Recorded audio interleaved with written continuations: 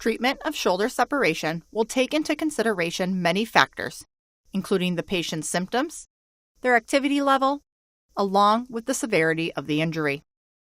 When assessing severity of shoulder separation, surgeons rely on a classification system that considers which soft tissue structures surrounding the acromioclavicular AC joint are injured, along with the amount of separation between the tip of the shoulder blade, the acromion, and the tip of the collarbone, the clavicle, as seen on X-rays.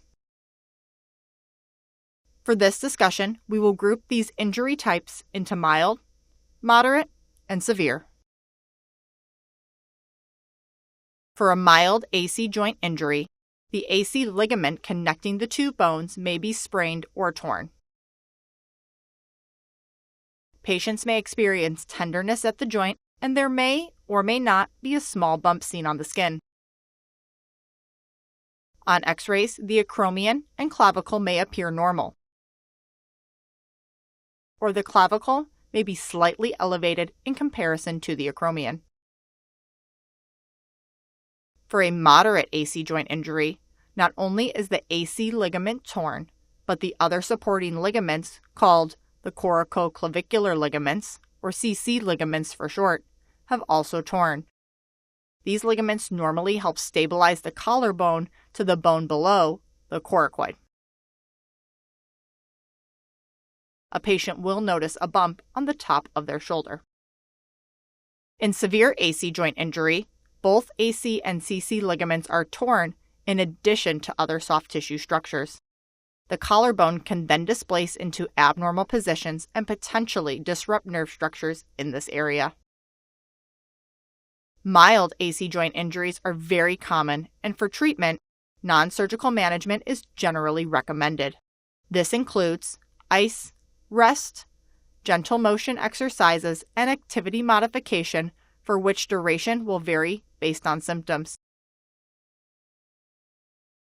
For severe separations, surgery is recommended to reduce the AC joint back to its normal location.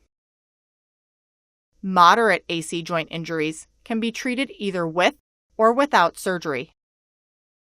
The surgeon will discuss the risks and benefits of each option and tailor the treatment plan to the individual patient. Many patients with moderate injuries will get better with non-surgical treatment. Generally, those who are more active in sports, have a labor-intensive job, or have not seen improvement with non-surgical measures are recommended for surgical intervention. Historically, there have been many ways to address an AC joint separation with surgery, but with advanced technology, more minimally invasive approaches have come into favor, using the assistance of a small camera and instruments, referred to as arthroscopic surgery, along with a smaller open incision.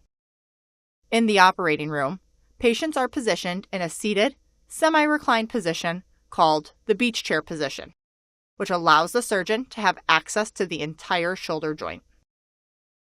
The goal of surgery for shoulder separation is to reduce the collarbone back in line with the acromion and hold it there.